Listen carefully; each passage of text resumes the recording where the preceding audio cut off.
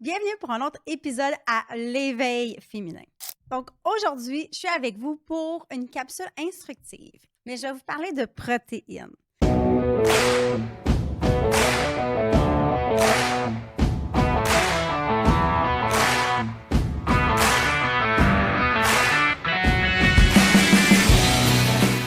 Pour débuter, j'aimerais faire le pont sur deux sources de protéines. Premièrement, il y a celle à base animale et il y a l'autre source à base de plantes. J'aimerais juste vous dire que les deux sources ne s'équivalent pas. En principe, c'est qu'elles n'ont pas toutes les mêmes sources d'acides aminés. Parenthèse, d'ailleurs, les acides aminés sont essentiels. Elles sont importantes pour nos hormones, nos neurotransmetteurs, ta santé mentale, perdre du poids. Fait que si ta source de protéines est à base de plantes, il y a peut-être certains acides aminés qui vont te manquer. Donc, il y a forte chance que tu doives aller te supplémenter pour combler ce manque, pour produire des hormones, bâtir une masse musculaire, pour que tes neurotransmetteurs soient bien balancés. C'est possible, mais je veux juste que tu sois alerte. Et une, comme je disais, n'équivaut pas l'autre. Et ce qui veut dire également que ça ne veut pas dire qu'une est bonne et que l'autre est mauvaise, OK? Donc là, j'espère que tu vas juste prendre le temps de t'asseoir et d'écouter l'information, de laisser faire les jugements que tu avais par ce qui t'a déjà été dit, ce que tu as peut-être pu lire à droite, à gauche, de ce que quelqu'un t'a raconté ou de ce que tous les réseaux sociaux peuvent te démontrer sur les protéines avec toutes les sortes de diètes qu'on a maintenant. Fait que c'est deux sources qui sont différentes et qui ont des bons côtés et d'autres côtés à chacune d'entre elles. OK? Donc, il faut juste être alerte et prendre le temps d'écouter vraiment le point de vue pour pouvoir vraiment faire un choix éclairé. C'est ce que j'aimerais te dire, de faire ton propre choix à toi selon les informations d'aujourd'hui que je vais te partager. Les protéines de source végétale, souvent, il y a un indice glycémique qui est beaucoup plus élevé. Donc, ce qui veut dire que tu vas faire monter beaucoup plus rapidement ton insuline. Au niveau de la longévité, pour ton métabolisme, bien, c'est sûr que c'est mieux qu'il y ait moins de up and down. On va commencer à parler du mythe. Le mythe sur la viande. Fait que le mythe sur la viande, que c'est pas bon pour nous. OK? Il y en a souvent qui vont entendre dire ça, ou viande rouge, non, faut pas trop en manger. Si la vache, le bétail, est nourri dans un environnement conventionnel, où est-ce que c'est bourré d'antibiotiques, bourré d'hormones, c'est jamais bon pour ta santé. Ça, c'est sûr, c'est clair. Mais quand l'animal, en revanche, est dans son état sauvage, qui est nourri à l'herbe, qui est traité sans cruauté et qui se nourrit vraiment du champ, ce que ça lui provient, au lieu d'être engraissé dans un enclos, qui n'a pas d'air, qui ne se promène pas, ça fait toute la différence.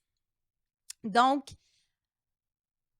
si vous avez à faire une bonne qualité d'acides aminés, d'oméga 3, d'oméga 6, à travers la viande, sous différentes, tu sais, il y en a une qui va peut-être bourrer de toxines, bourrer de beaucoup de choses qu'on va leur donner, mais dans le fond, c'est une source qui est d'acides aminés assez complexe, où est-ce que tu vas avoir vraiment tes 7 acides aminés que tu as besoin, qui sont essentiels à ta vie, des bonnes sources d'oméga.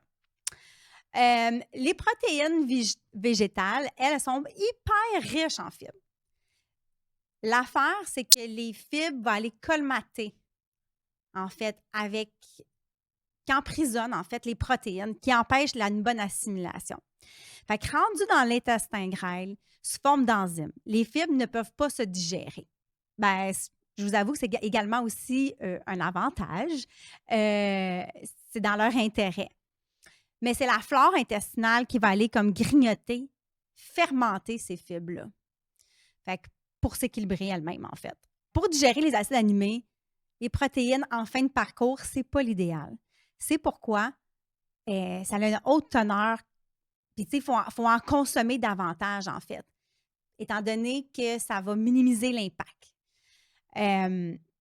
Fait que pour faire la même portion en termes de protéines, si on compare les deux, il faudrait que tu en manges beaucoup plus pour équivaloir à la même source, la même quantité de protéines. Fait que je vais te faire 5 points majeurs que toi, tu peux voir vraiment les avantages. C'est ça que je vais mettre en avant, les avantages d'augmenter ton apport en protéines. Pourquoi tu veux les augmenter, l'impact sur tes hormones et mes meilleures sources également de protéines. Selon moi, on en mange trop peu, on n'en mange pas assez de protéines. Fait que la première chose que j'aimerais porter à ton attention, c'est que les protéines, c'est un stabilisateur au niveau de ton taux de sucre dans ton sang. Ça diminue ta faim. Donc, est-ce que c'est ça qu'on veut? Ben oui, c'est ça qu'on veut. Donc, c'est déjà un très bon, un très bon point pour le point numéro 1 et également pour la longévité. Pour ton cycle féminin, être capable d'avoir ta flexibilité au niveau de ton métabolisme, puis faire le switch entre tes deux sources d'énergie. Fait que pour accéder à ton système de brûler du gras par les jeûnes, puis tous ces bienfaits thérapeutiques, mais de l'autre côté, aussi, tu veux pouvoir brûler du glucose, du sucre, qui va dépendre de ton alimentation. Et tu vas avoir peut-être des fois des montagnes russes, mais pour qu'il soit vraiment beaucoup plus stable, tu vas ajouter des protéines. Puis être capable de faire le switch entre les deux. Je parle souvent de flexibilité au niveau de ton métabolisme, puis c'est ça, avoir la flexibilité, puis on va le voir sur différents angles aujourd'hui. C'est quoi avoir la flexibilité au niveau de ton métabolisme? Fait que augmenter les protéines, tu vas les stabiliser, comme je disais, ton taux de sucre et ton lifestyle, en plus de rester jeune le plus longtemps possible. Fait que tu vas avoir ces deux sources de variation-là, de sources d'énergie, en fait. Fait que plus que tu es stable, plus que ton taux de sucre dans ton sang est stable, bien, mieux que tu vas gérer ton sentiment de la faim. Fait que ça, c'est un point déjà à prendre en considération. Si tu as toujours faim, quelle est ta quantité de protéines que tu as consommée dans ta journée? Essaie de porter ton attention par rapport à ça. Souvent, quand on a une journée même plus déprimée, quoi que ce soit, puis on a recours à plus l'alimentation rapide, qui va souvent être un peu de la malbouffe. On mange moins de protéines, ça monte, il y a une variation. Donc, ça aussi, ça peut porter à ton attention. Et regarde comment tu te sens. OK? Deuxièmement, fait que ça stabilise ton taux de sucre, puis ça stabilise ta faim. Yes! Par la suite, préserver ta masse musculaire puis tout ton squelette. Fait que si tu enlèves aussi toute ta peau puis que tu regardes ton squelette, ben c'est ça qui fait en sorte que tu tiens debout aussi aujourd'hui. Fait que, tu sais, il faut le prendre en considération. Puis, ça, tu vas t'en servir pour te lever de ton divan, te lever de ta chaise, sortir de ton auto, aller faire ton épicerie tout seul, pouvoir trimballer tes sacs d'épicerie. Tu as besoin de ta masse musculaire. C'est pour avoir de l'autonomie. Être capable de faire tes affaires toute seule, même si tu es rendu à 65 ans, 70 ans. C'est-tu à ça que tu rêves? Moi, oui, en tout cas. Clairement, je suis une fille qui a toujours été très autonome, puis je veux préserver cette autonomie-là le plus longtemps possible et pas être dépendant de tout le monde pour aller faire mes courses parce que j'ai envie de faire quelque chose.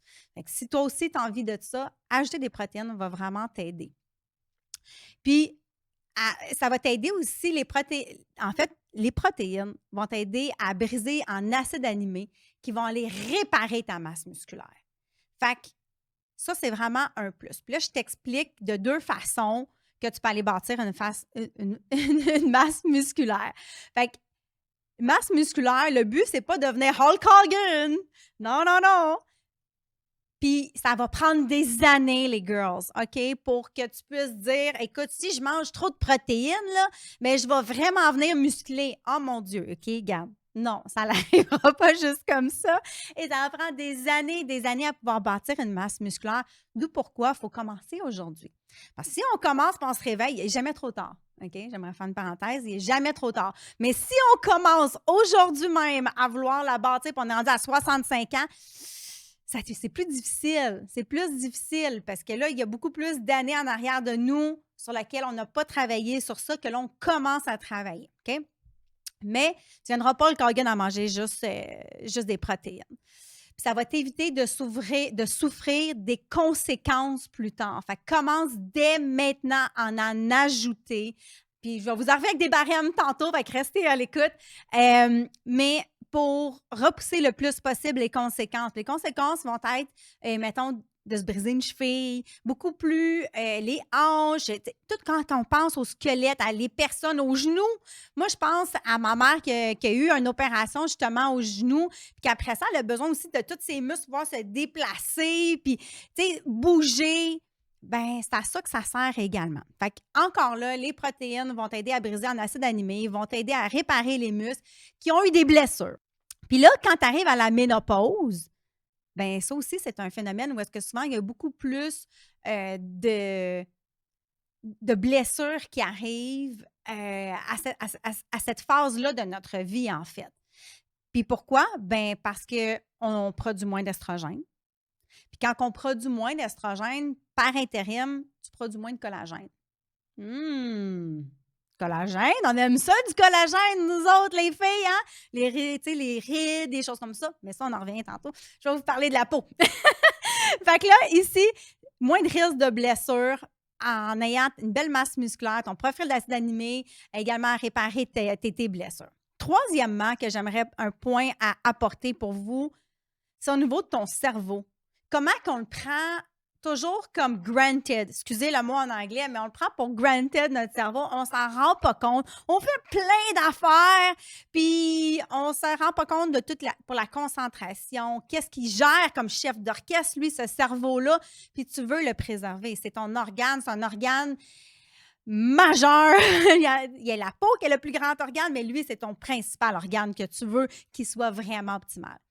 Quand il commence à ne pas fonctionner adéquatement, bien là, c'est là que tu vas voir beaucoup de plus de précurseurs au niveau du vieillissement qui vient s'installer.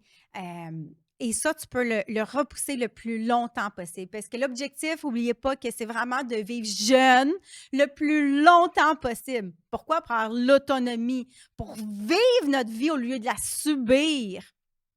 Comme je disais, notre cerveau, c'est vraiment quelque chose que tu veux aller préserver. Puis il y a des études qui démontrent même que des diètes qui sont vraiment faibles en protéines, qui va avoir un résultat, en fait, au niveau de tes neurotransmetteurs.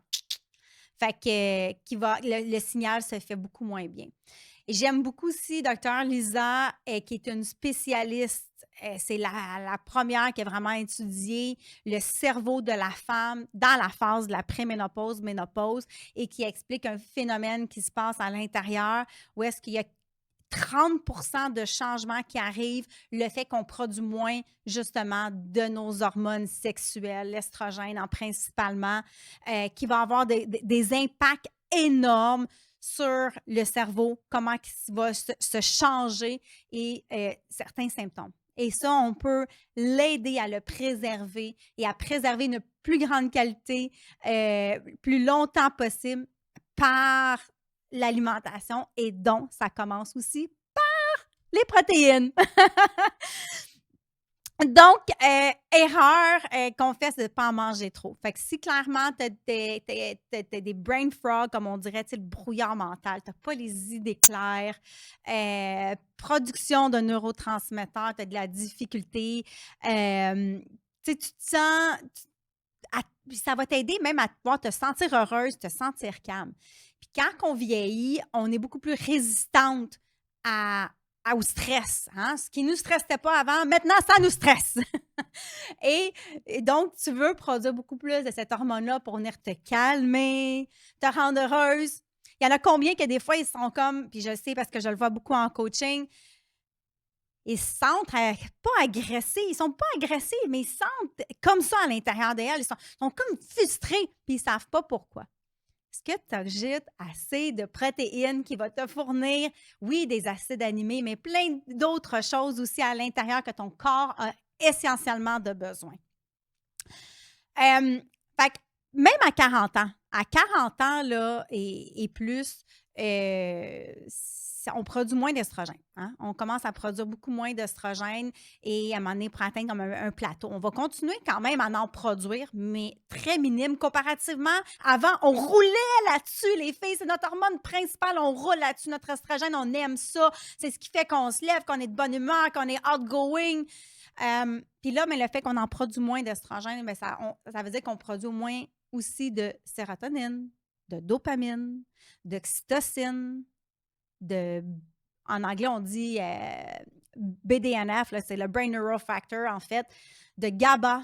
Fait en tout cas, on perd, je ne vais pas toutes vous les nommer, ce sont des hormones, des neurotransmetteurs, on appelle ça des neurochimiques dans le terme, mais on en produit comme beaucoup moins.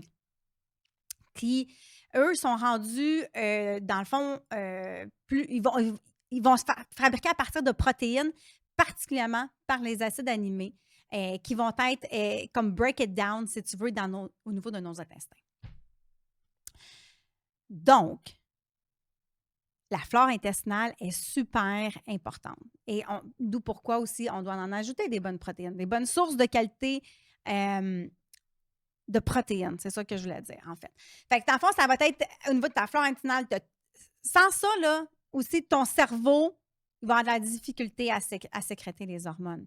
Puis là, bien, c'est là qu'on voit beaucoup plus, qu'on se sent beaucoup plus déprimé, où est-ce qu'on a plus d'anxiété, plus de difficulté à rester, à avoir de la mémoire. Combien d'entre nous, on est allé dans une pièce, on est en train de faire quelque chose, où on parle à quelqu'un, puis paf, ton idée à part. Ou tu sais même plus, tu t'arrêtes dans la pièce, mais non, c'est quoi je t'ai venu chercher? Tu t'en rappelles plus. Donc, c'est pour ça que c'est pour plein de choses, puis tu sais, qu'on veut augmenter notre apport en protéines. Je vois beaucoup de personnes âgées que justement, plus qu'ils vieillissent, moins qu'ils ont faim, moins qu'ils vont aller chercher des sources de protéines souvent. Puis là, on est habitué à aller dans quelque chose qui est plus vite fait. Mais c'est vraiment pour la qualité de ton cerveau. Je t'invite à vraiment commencer à en ajouter dans ton alimentation. Quatrième point que j'aimerais apporter aussi, qui est un bienfait d'augmenter notre apport en protéines, c'est la peau. Donc, la protéine, c'est pas juste pour perdre du poids, parce qu'on va voir tantôt, comme théoriquement, au niveau des calculs, qu'est-ce qu'on devrait manger pour perdre du poids en mangeant des protéines. Mais c'est aussi pour la peau, parce que ta masse musculaire, on l'a dit, ton cerveau, mais la peau, c'est ce qui va avoir aussi l'élasticité. Ça améliore la douceur de ta peau, diminuer les effets de vieillissement. Fait que nos hormones ont besoin d'estrogène, ont besoin pour produire du collagène et avoir moins de rides, justement. Puis, avec tes saines habitudes de vie, bien, on va avoir tendance à recycler trop d'estrogène bien souvent, qui est ton recyclage interne, mettons, qui se fait par le foie, les reins, nos intestins. Fait à cause de nos habitudes puis nos tendances là, à souvent en manquer. Pourquoi qu'on va en manquer aussi? Parce que la progestérone. La progestérone, moi, je l'appelle ma maman ours. Maman ours, là, tu sais, qui veut protéger.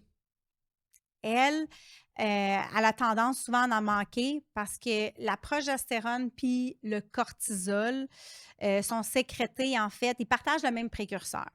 Fait que quand on a trop de stress, quand on a on mange pas bien, de la malbouffe, hein, on va se retourner vers ça. On manque de sommeil, puis ça rend un cercle vicieux, hein? Trop de stress, on n'a pas bien dormi, puis là, ben, on va aller vers quelque chose de rapide, c'est un cercle vicieux. Mais là, qu'est-ce que ça arrive? C'est que tu vas sécréter beaucoup plus de cortisol et donc la progestérone ne fera pas apparition parce qu'ils ont le même précurseur. Fait que ça, c'est souvent ce qu'on voit, c'est justement un trop d'estrogène beaucoup trop élevé qu'on va aller... puis la progestérone, qu'on va en manquer, on n'en a pas assez produit. Puis je vous reviens tantôt aussi avec pour où tu te situes, toi, par certains symptômes. Je vais te revenir par rapport à ça. Mais juste à penser que tu en as besoin de protéines et parce que tes protéines t'amènent aussi du collagène et tu vas en avoir besoin. Tu vas en avoir besoin aussi pour ces belles hormones-là, pour ton estrogène, ta progestérone. Puis si tu as des symptômes aussi, des carences en protéines, bien, tu peux augmenter tes symptômes prémenstruels, les filles. Il y en a combien qui me disent: Ah, moi, j'ai des SPM, là, c'est incroyable, des sauts d'humeur, tout ça. Fait que augmente ton apport en protéines. La thyroïde aussi, une hormone qui faut fonctionner ton organisme plus ou moins, dans le fond, au ralenti.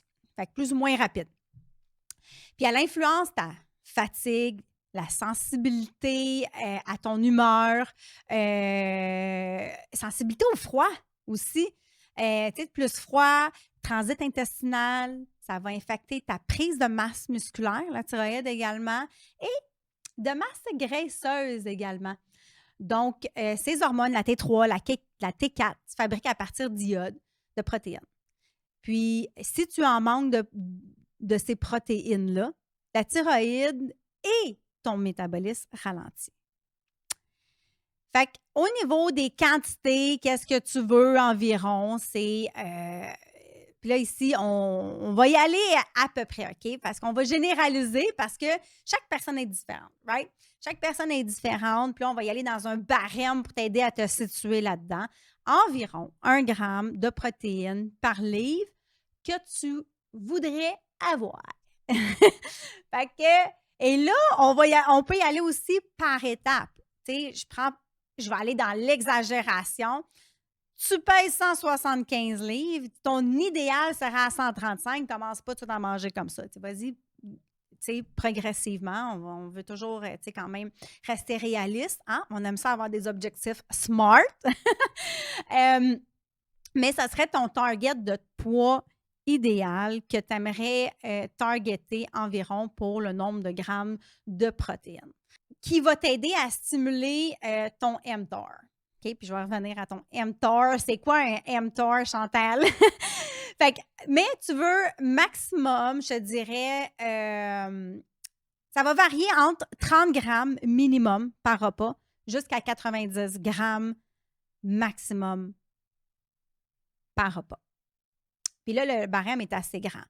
Est assez grand. Puis si jamais tu manges trop de protéines, tu dépasses ce seuil-là, bien, ta protéine pourrait se transformer en fait en glucose qui va aller se mettre dans tes gras, en fait, que tu vas accumuler parce que ça va être transformé en glucose.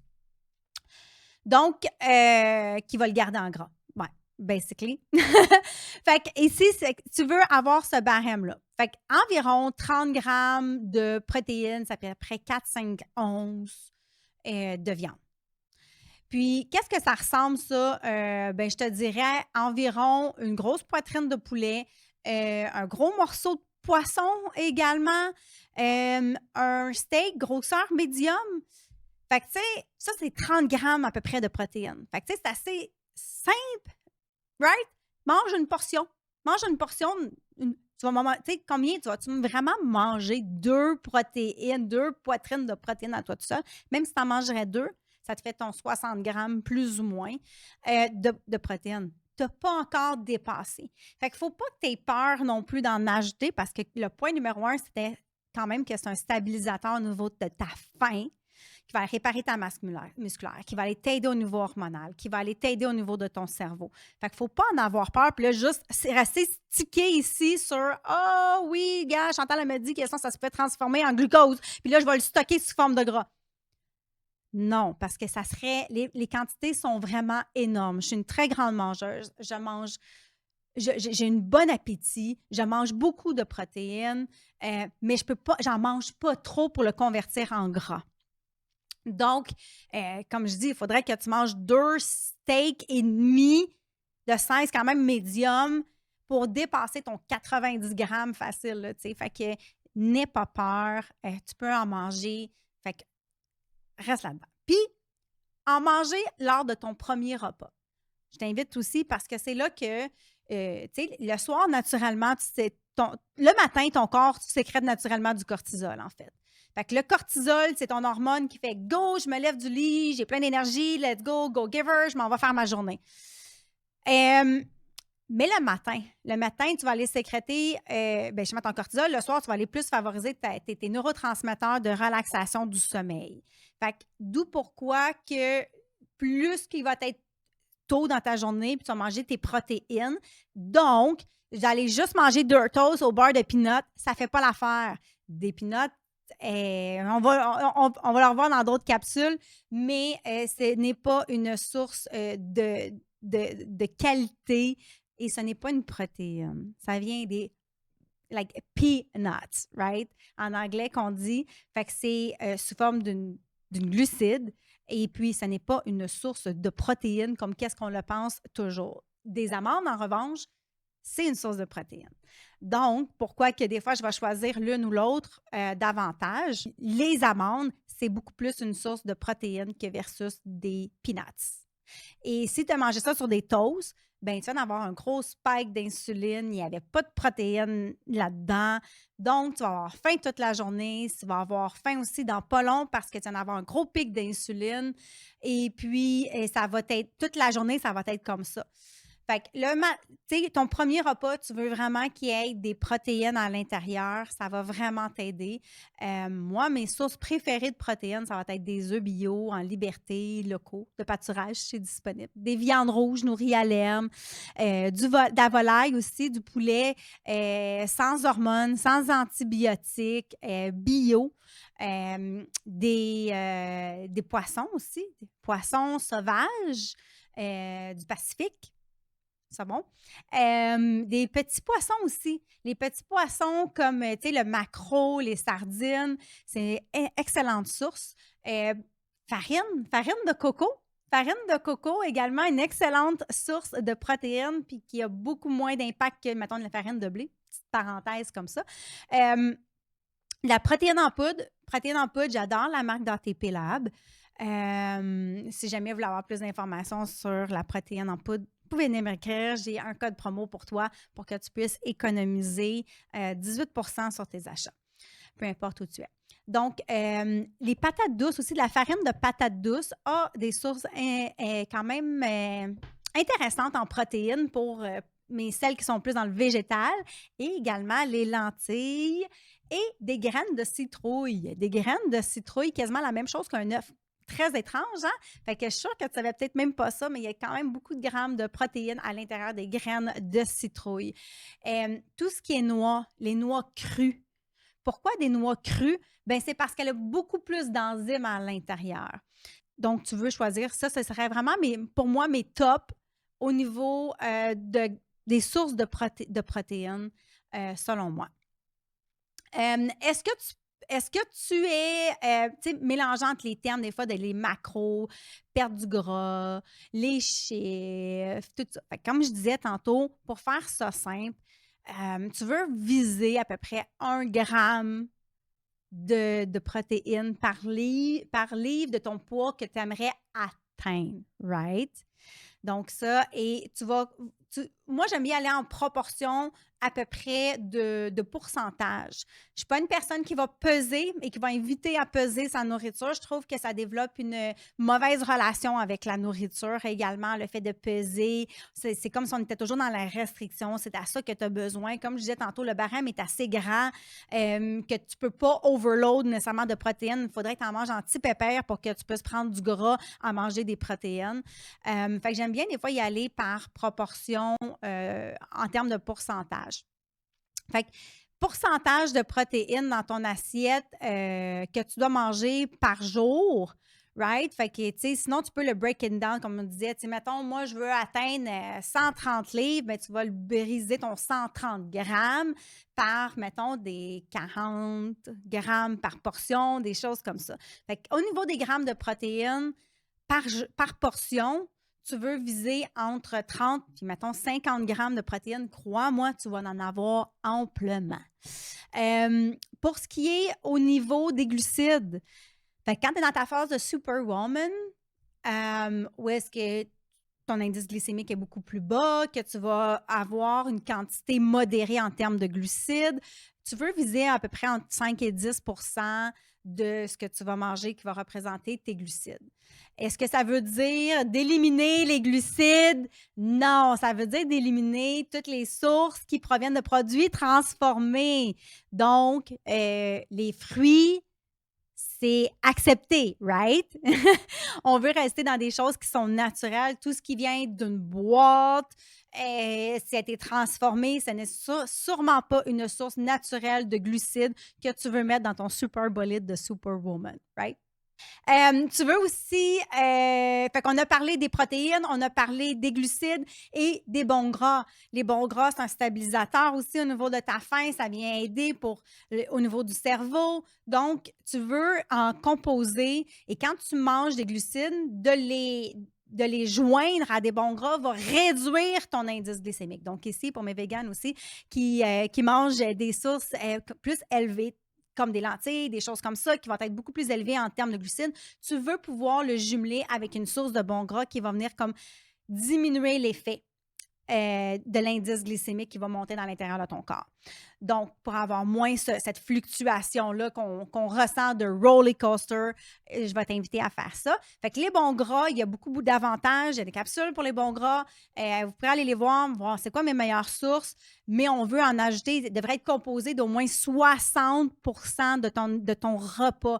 Et c'est facile. Avec quoi tu vas cuisiner, qu'est-ce que tu vas mettre par-dessus, puis quelle autre source de bon gras va accompagner ton repas. Donc ici, je ne te parle pas de l'huile de canola, l'huile de tournesol, du burger de chez McDo non plus. Ce n'est pas à ça qu'on vise quand je te parle vraiment de sources de bons gras. On veut viser à peu près ça par jour pour avoir tout ce que tu as besoin en termes de bonne nourriture. Donc ça, c'était tous des points que je voulais t'apporter sur lesquels que c'est bon d'avoir des protéines dans son alimentation. Trop souvent, je vois les femmes qui mangent comme un petit oiseau, qui restent dans la restriction calorique et ça a un impact au niveau de ton métabolisme et sur ta longévité. Fait que commence à ajouter des protéines beaucoup plus dans ton alimentation. Tu as encore faim, rajoute des protéines, rajoute une source de bon gras. Ça va t'aider. Si tu as mangé assez de protéines, assez de bons gras, puis tu as ajouté des légumes à travers ça également, tu vas te rendre compte vite que souvent, tu n'as plus faim. Tu as atteint la satiété. Tu as comblé cette hormone-là à l'intérieur. Même le dessert, des fois, tu n'en as même plus envie parce que tu as atteint ce niveau-là de satiété. Tu as envie d'un chocolat noir, il n'y a pas de problème. Le chocolat noir, il y a plein de bienfaits aussi, antioxydants et tout ça, hormones du bonheur, c'est correct. Mais si tu as envie de tomber dans d'autres choses, clairement, c'est que ton corps, tu n'y as pas apporté assez de nutriments. Puis il faut que tu puisses l'écouter pour pouvoir, ça veut dire, qu'est-ce qui a manqué? Qu'est-ce qui a manqué aujourd'hui dans mon alimentation? Le but, ce n'est pas de se taper sur la tête, mais c'est vraiment de plutôt faire une introspection à dire, c'est vrai, j'ai-tu assez mangé de protéines? J'ai-tu assez mangé de bons gras? Mais définitivement, augmente ta qualité de protéines. Et fait qu'on veut y aller par des sources qui sont plus dans leur état naturel, ce qui veut dire la qualité du bétail qu'on va choisir. Pourquoi que je précise souvent que j'ai mangé un steak qui est grass-fed, du poulet qui est sans hormones, sans antibiotiques et tout ça. Bien, c'est pour aussi la qualité, comment ils traitent les animaux, qui est important. L'aspect pollution, également, qui est importante. Il y en a beaucoup maintenant de compagnies qui vont se certifier carboneutre, qui ont l'enseigne CN dessus. Je pense à ma sorte de bacon, entre autres. Donc, ils vont se certifier pour dire qu'ils émettent beaucoup moins de gaz à effet de serre. Ils ont fait des changements au niveau de leur usine pour pouvoir en produire beaucoup moins, donc beaucoup moins polluants. Donc, si tu pensais ne pas vouloir ajouter des sources animales parce que ça pollue, parce que la cruauté des animaux ou quoi que ce soit, c'est peut-être la qualité de la viande que tu dois plutôt regarder parce que ça a vraiment des bonnes vitamines que ton corps a besoin essentiellement. Elles ne s'équivalent pas, comme je disais, donc les sources aussi au niveau végétal de les plantes vont t'apporter d'autres bienfaits, d'autres sortes d'acides aminés, d'autres sortes de minéraux à l'intérieur qu'on a besoin. L'une n'équivaut pas à l'autre, d'avoir une diversité. Je parle souvent de flexibilité au niveau de ton métabolisme, mais ça part de la flexibilité au niveau de ton assiette également et d'arrêter de se faire juste des idées préconçues. Il faut les adapter. Est-ce que je vais, pour ma part, le plus gros des challenges pour celles qui ne mangent pas de viande, ben, ça va être de diversifier leurs sources. Je vais faire il va y avoir une autre capsule sur vraiment une parenthèse plutôt sur vraiment le soya. Le soya, est-ce qu'on en mange? Est-ce qu'on n'en mange pas? C'est un phytoestrogène. Est-ce que je peux produire trop d'estrogène? Dis-toi bien une chose, c'est que si tu m'écoutes et que toi, tu as recours à ce style d'aliments-là, je t'invite à le prendre vraiment bio parce que c'est un aliment aussi qui a été beaucoup modifié. La façon dont c'est cultivé et tout, ça a un impact. La même chose que pour le bétail. Si on prend un exemple qui est bourré d'hormones, et puis qui est shooté, toute son alimentation est bourrée de pesticides, c'est ce que tu manges. Donc, la même chose aussi pour le soya, mais qui peut être très bon si, justement, pour produire plus d'estrogène. Parce que des fois, on veut aller aider à en produire. Donc, il faut choisir juste nos sources et les diversifier selon tes phases. Fait qu'est-ce qui va avoir un indice glycémique un peu plus élevé? Bien, on va essayer de les garder pour vraiment notre phase de réconciliation intérieure, qu'on arrive en fin de cycle, qu'on a vraiment besoin d'augmenter le nombre de glucides-là, parce que les glucides ne sont pas l'ennemi, c'est notre ennemi. Il n'y a jamais une glucide naturelle qui peut être bonne ou mauvaise. Ce sont des choses qui nous ont été apportées par la nature et qui veut dire qu'il faut juste savoir quand l'adopter dans notre alimentation d'aujourd'hui en 2024, où est-ce qu'on a recours à tout, en tout temps. Donc, il faut juste aller faire le tri, à savoir, bon, mais quelle hormone a besoin de quelle sorte d'aliments et pour en produire, pour aller détoxifier. Il y a vraiment des aliments. Food is your medicine et ça commence par savoir quoi manger selon ton cycle. Si tu es déjà ménopausée, ça a moins d'impact au niveau des variations de jours et puis tu veux aller justement vers une alimentation un petit peu plus keto modéré, si on peut le catégoriser comme ça pour que ça soit plus simple pour toi, la plupart du temps, mais tu veux aller aussi vers ton autre phase et augmenter ta quantité de bonnes glucides pour aller faire un reload également, parce que sinon, tu n'auras pas la flexibilité au niveau de ton métabolisme et tu vas aller l'affecter. Donc, je vous retrouve pour une prochaine capsule. J'espère que maintenant, vous voyez les protéines sur un nouvel angle. C'est bon pour ton cerveau, ta peau, ta masse musculaire, puis aussi tes hormones.